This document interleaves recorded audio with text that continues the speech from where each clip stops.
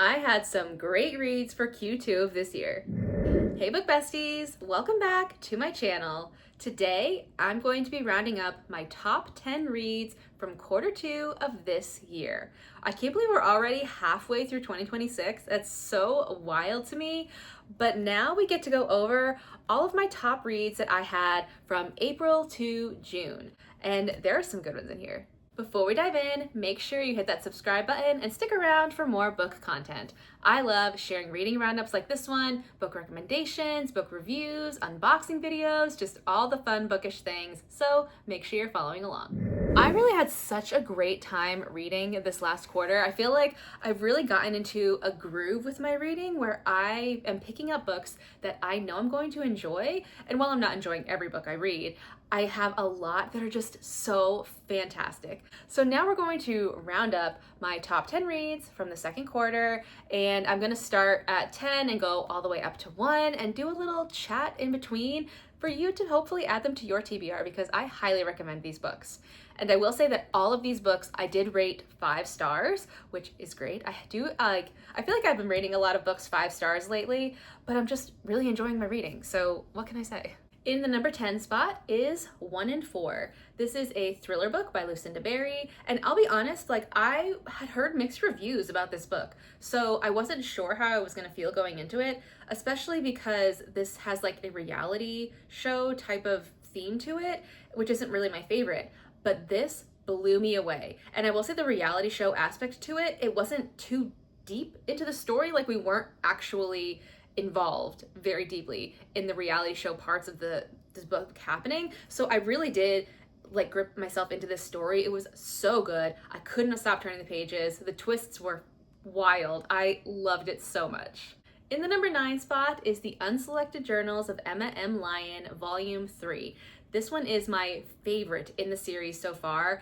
This is the only one I've rated 5 stars. The first 2 I gave 4 stars. And I feel like this is the book where we're really locked in on a lot of these characters. There were so many laugh out loud funny moments, and I think part of that is because we know these characters so well, so when they're doing crazy things, you're like, oh my god, you're ridiculous.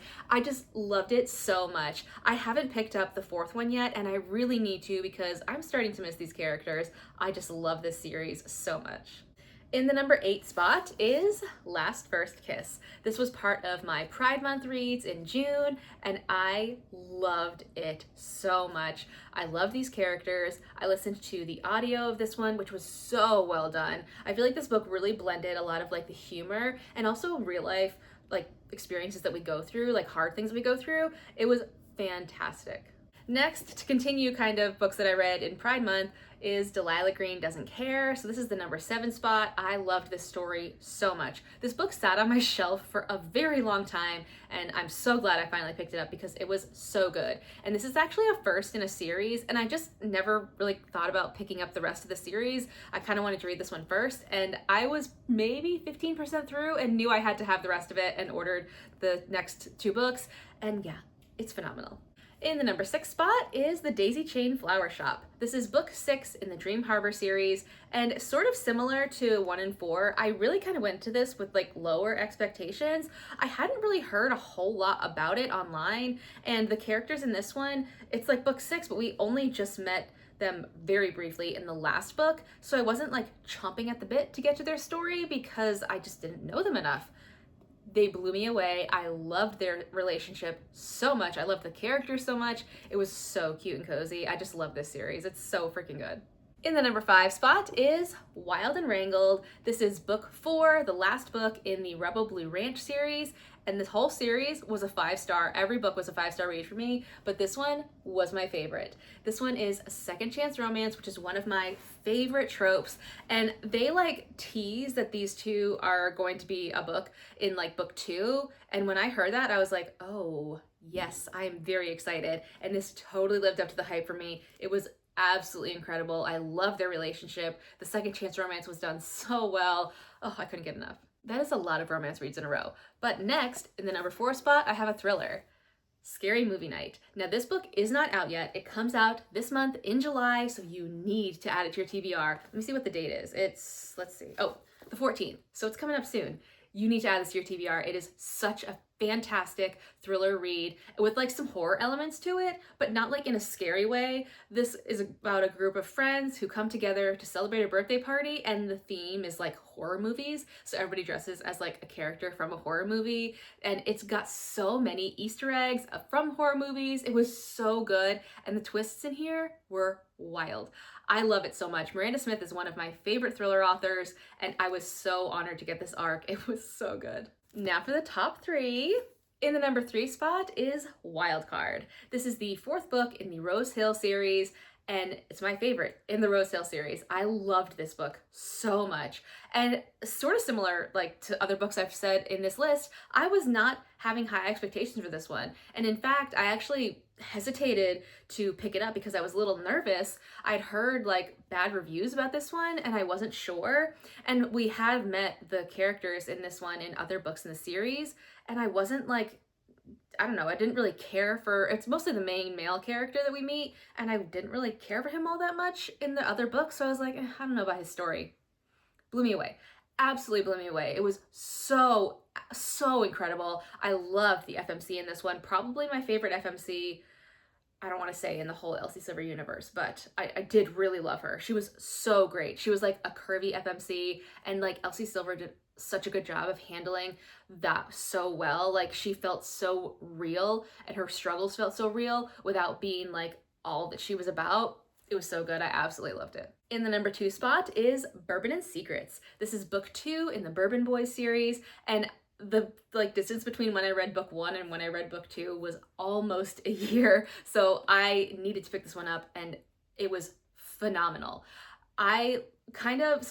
In the whole series, I was so excited to read the 3rd book about Ace, who is the oldest brother of these boys, and they're boys, they're men. Anyway, that was the one that I was like, oh, I'm probably gonna love that one so much. And this one is the one that blew me away. This is the one that I absolutely loved. The relationship between these two was so good. And this is a like romantic suspense.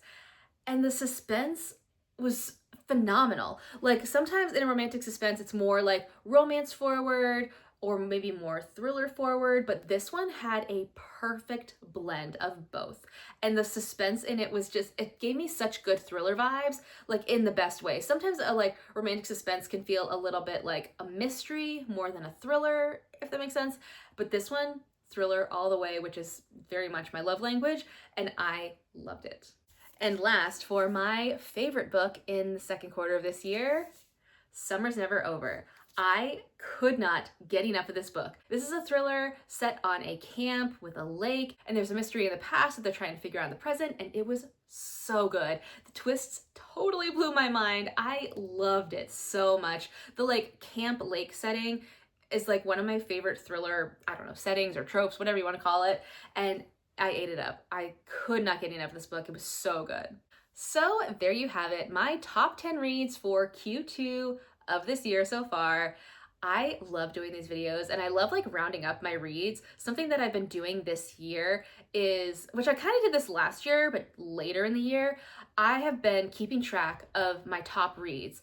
So I think I started probably like March, and I have like lists of like my top reads for like the whole year, my top thriller reads, top romance reads, and then I've been going by quarter to see what my top reads were there. And it's just so fun because I feel like at the end of the year, when you're trying to figure that out, it feels super overwhelming. So doing it as I read these books has really helped me like log all of my reads and kind of categorize things and see like, did I like this book more than I liked this book, and change things around if I need to. It's just been a really good way to connect with my reading in a way that like feels so fun. I don't know, I have a great time doing it. So there you have it.